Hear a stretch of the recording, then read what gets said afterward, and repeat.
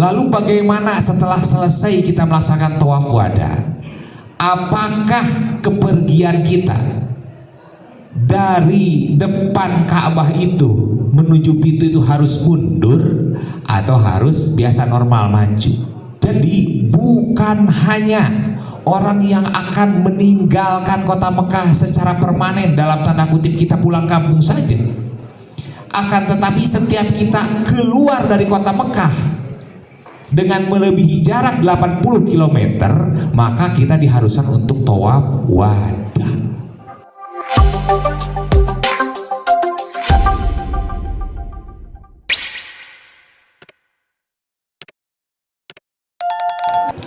Dari seluruh materi tentang rukun haji dan wajib haji, yakni hal-hal yang harus kita ketahui tentang haji dan umroh, yang belum kita bahas tinggal satu lagi, yakni wajib haji yang keenam atau wajib umroh yang kedua. Boleh kita review sebentar. Wajib haji yang keenam apa? Wajib haji yang keenam, wajib haji yang keenam, ayo. Atau wajib umroh yang kedua apa? Tawaf wada, wajib haji yang terakhir ya. Nah, wajib haji itu ialah pekerjaan yang harus kita lakukan.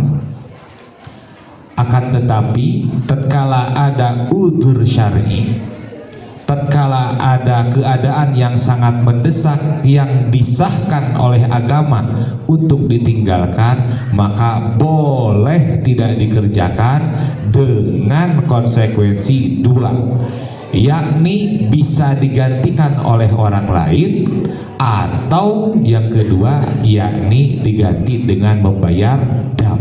Itu wajib haji. Atau wajib umroh pun sama. Nah, wajib haji yang terakhir yang keenam atau wajib umroh yang terakhir yang kedua, yakni tawaf wada. Apa itu tawaf wada? Tawaf wada itu ialah tawaf yang merupakan perpisahan atau penghormatan terakhir kepada Baitullah. Tawaf wada ini dikerjakan setelah kita selesai melaksanakan seluruh proses ibadah haji atau proses ibadah umroh. Janten rukun semua sudah dilaksanakan, tinggal wajib hajinya yang terakhir, yakni tawaf wada. Jadi setelah tawaf wada, seluruh rangkaian yang berkaitan dengan haji dan umroh itu selesai, tidak ada lagi. Sehingga seluruh ritual, seluruh pekerjaan, seluruh amal-amalan yang kita lakukan setelah selesai seluruh proses wajib haji dan rukun haji, masuknya ke dalam hal sunat.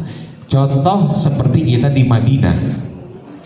Di Madinah tidak ada ritual khusus yang berkaitan dengan haji, tapi hal-hal sunat saja, seperti berziarah ke makam Rasul, melaksanakan sholat fardu selama 40 waktu yang disebut arba'in itu, dan berbagai kegiatan-kegiatan lainnya yang sebetulnya tidak ada hubungan langsung dengan ibadah haji. Akan tetapi seluruh jamaah yang berangkat ke Saudi piraku ente unjukan heula, tidak sowan dulu ke Kanjeng Rasulullah Shallallahu Alaihi Wasallam secara etika, secara adab dan aturan-aturan etate awon sangat jelek. Maka seluruh jamaah haji di dunia ini oleh kerajaan Saudi pun pasti akan didatangkan ke Madinah, walaupun berbeda tempat jauh karena beda provinsi. Seperti halnya dari Jakarta ke Surabaya, jarak Mekah Madinah itu Jakarta Surabaya. Akan tetapi sudah menjadi keniscayaan dan keharusan orang yang melaksanakan haji atau umroh harus ke Madinah dulu, walaupun tidak ada kaitannya sama ibadah haji, tapi berdasarkan etika, ya. Kembali ke tawaf wada. Jadi tawaf wada itu hanya sebatas penghormatan, sebagai penghormatan, tetapi hukumnya wajib. Artinya bagaimana? Artinya setiap orang yang melaksanakan maka hajinya sempurna. Orang yang meninggalkan tawaf wada ini maka hajinya tidak sempurna atau belum sempurna. Tatkala ada udzur syar'i, suatu keadaan yang mepet yang mengharuskan kita meninggalkan kota Mekah tanpa berpamitan dulu ke Baitullah, maka boleh diganti dengan membayar dam. Nah, jadi kita bacakan lagi. Tawaf wada merupakan perpisahan atau penghormatan terakhir kepada Baitullah, dilakukan setelah selesai melaksanakan semua amalan haji atau umroh sebelum pergi meninggalkan kota Mekah, atau pada saat akan meninggalkan kota Mekah melebihi jarak yang diperbolehkan qashar, yakni kurang lebih 80 km kecuali penduduk kota Mekah gitu. Nah, jadi batasannya itu 80 km masafatul qasri, perjalanan yang membolehkan kita mengqashar. Jadi bukan hanya orang yang akan meninggalkan kota Mekah secara permanen, dalam tanda kutip kita pulang kampung saja, akan tetapi setiap kita keluar dari kota Mekah dengan melebihi jarak 80 km, maka kita diharuskan untuk tawaf wada. Itu secara etika begitu, harus begitu. Kalau dalam peribahasa Sunda, datang katingali tarang, pulang katingali pundung. Jadi kalau datang itu harus terlihat, harus, kalau ke masjidnya disebut tahiyatul masjid. Kalau hajinya bukan haji tamattu, misalkan hajinya haji ifrad atau hajinya haji qiron, maka pertama kali datang ke kota Mekah, pertama kali datang ke Masjidil Haram, itu harus melakukan apa? Tawaf kudum, tawaf kedatangan, sebagai laporan awal kedatangan, penghormatan kedatangan. Jadi tidak usah tahiyatul masjid, tapi langsung tawaf kudum. Akan tetapi jika hajinya haji tamattu, maka yang dilakukan apa? Tawaf umroh, bukan tawaf kudum lagi. Tawaf umrohnya itu sudah include di sana pahala untuk tawaf kudum sebagai selamat datang. Nah, itu kedatangan. Kepulangan baru namanya tawaf perpisahan yang disebut tawaf wada. Kalau misalkan kita mau keluar dari kota Makkah, tidak akan pulang, belum saatnya pulang ke Indonesia, akan tetapi kita mau keluar kota Makkah melebihi 80 kilo, maka kita diharuskan untuk tawaf wada. Karena siapa tahu kan umur tidak ada yang tahu. Abdi mah bade jarah misalkan ke Taif, jarah kemana. Akan tetapi jaraknya itu melebihi 80 kilo, maka sunnatnya tawaf wada dulu. Bukan wajib haji tamah, karena tidak ada urusan karena haji. Sunnatnya tawaf wada dulu, pamitan dulu. Gitu. Akan tetapi jika tawaf wada yang termasuk wajib haji mah ialah orang yang telah melaksanakan seluruh proses dan akan pamit ke Indonesia, itu hukumnya wajib. Nah, kemudian juga kan kita ingat sewaktu bab tawaf diterangkan bahwa tawaf itu ada berapa macam? Tawaf itu ada 5 macam. Yang pertama tawaf rukun. Tawaf rukun itu ada 2. Yang pertama tawaf rukun haji yang disebut apa? Tawaf rukun haji disebut apa? Ifadah. 1. Yang kedua tawaf rukun umroh, itu tawaf rukun. Untuk tawaf rukun ini diikuti dengan sa'i. Kemarin sudah dibahas, sa'i itu ialah satu-satunya ritual yang harus dilakukan setelah tawaf rukun.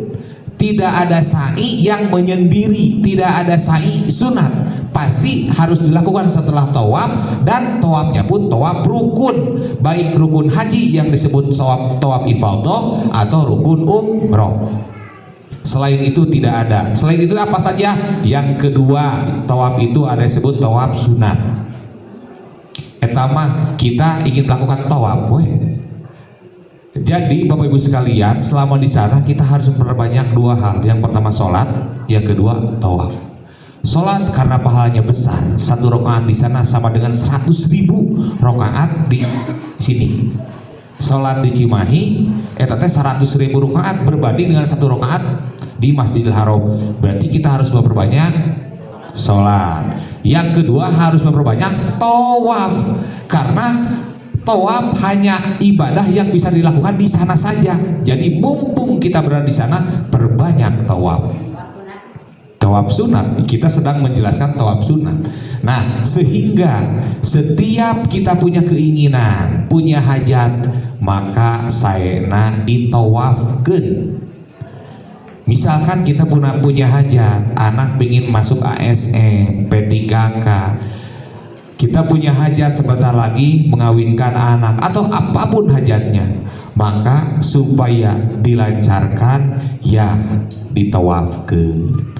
Malahan bagi jamaah yang kebetulan pas di sana itu berpisah antara suami dan istri karena berdesak-desakan, akhirnya suami kemana, istri kemana, aduh si mamah kemana, hari wangwe gitunya.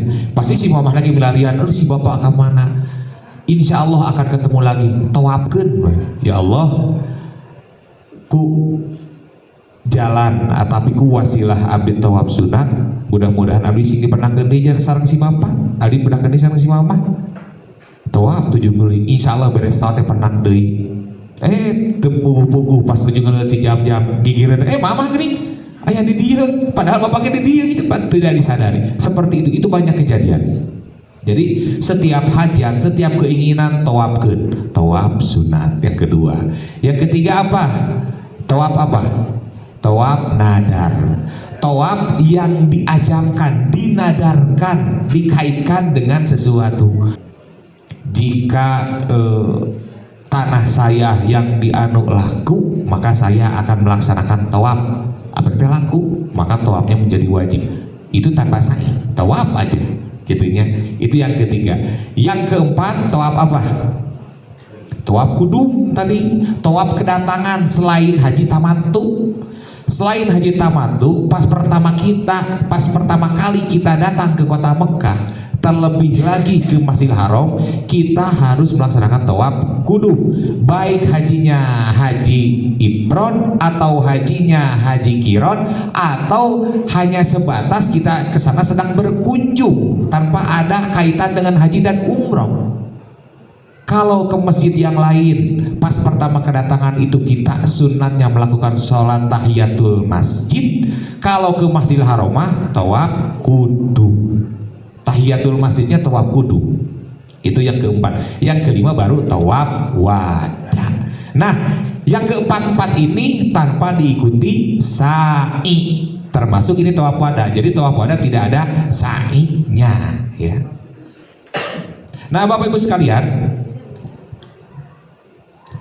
setelah melakukan tawaf wada, yang pertama itu dilarang melakukan aktivitas lain selain persiapan akhir untuk meninggalkan kota Mekah. Jadi tawaf wada itu dilakukan setelah kita mendapatkan kepastian tentang jadwal kepulangan. Tentu ini berkaitan dengan penyelenggara ibadah haji, termasuk di dalamnya ada KBIAHU. Nanti akan diumumkan, Bapak Ibu sekalian, kita akan berangkat meninggalkan kota Mekah pada hari anu, kurang lebih jam sekian. Misalkan kita berangkat meninggalkan kota Makkah itu asar, misalkan, maka pagi-paginya itu jam 8-9 kita tawaf wada dulu. Dan setelah tawaf wada, karena masih ada tersisa sholat duhur, ada kesempatan sholat duhur, wayahna jangan dilakukan di Masjidil Haram. Artinya tawaf wada itu adalah kegiatan terakhir. Tidak boleh ada sholat lagi. Kegiatan terakhir kita di kota Mekah itu ialah tawaf wada. Jadi setelah beres tawaf wada ya pulanglah kemana?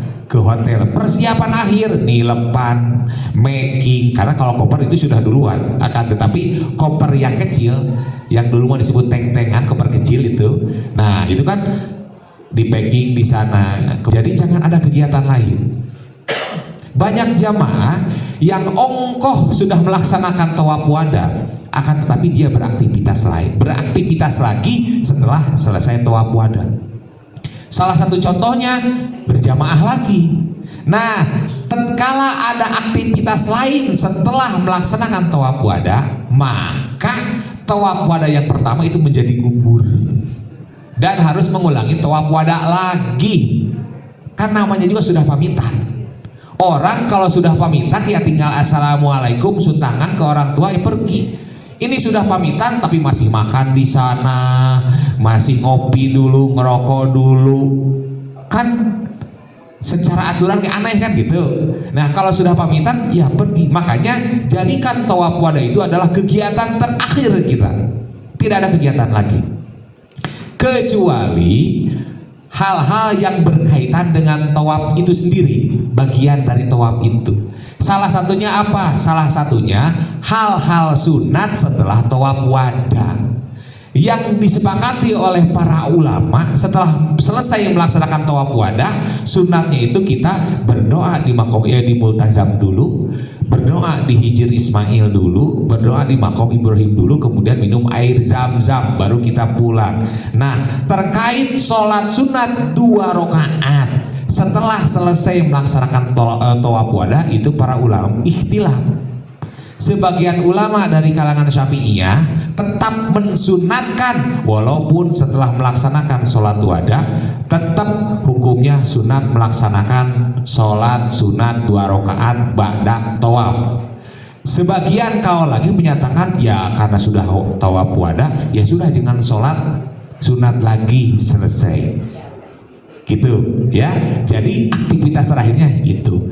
Kemudian ada pertanyaan, lalu bagaimana setelah selesai kita melaksanakan tawaf wada? Apakah kepergian kita dari depan Ka'bah itu menuju pintu itu harus mundur atau harus biasa normal maju? Nah, secara syariat aturan ibadah itu tidak dipermasalahkan. Mau mundur mangga, mau biasa juga keluar mangga. Akan tetapi banyak jamaah yang mundur sebagai penghormatan, tidak berani membelakangi Ka'bah, mangga, nggak apa-apa. Tapi secara khusus itu tidak ada hukum yang pasti. Jadi hartosna ini hanya kebiasaan. Biasanya jamaah dari Iran yang suka begitu. Jadi pulang itu mundur. Sebagian jamaah Indonesia juga demikian. Jadi setelah tawaf wada itu mundur gitu. Tidak berani membelakangi Ka'bah. Nah, yang pasti, ini yang pasti bahwa tawaf wada itu adalah tawaf karena yang namanya perpisahan kan ya. Setiap ada pertemuan pasti ada perpisahan, pasti kita sedih di situ. Ya, mungkin karena kita terlalu lama berada di sana, sekitar di Saudi kurang lebih 40 hari, di kota Mekah kurang lebih 32 hari, gitunya di kota Mekah saja kurang lebih 32 hari. Sehingga kalau hari-hari awal kita datang ke kota Makkah ke Masjidil Haram, pasti setiap tinggal Ka'bah teh sieup, atas sieup teh kagum, terkesan. Tapi karena kelamaan akhirnya menjadi biasa.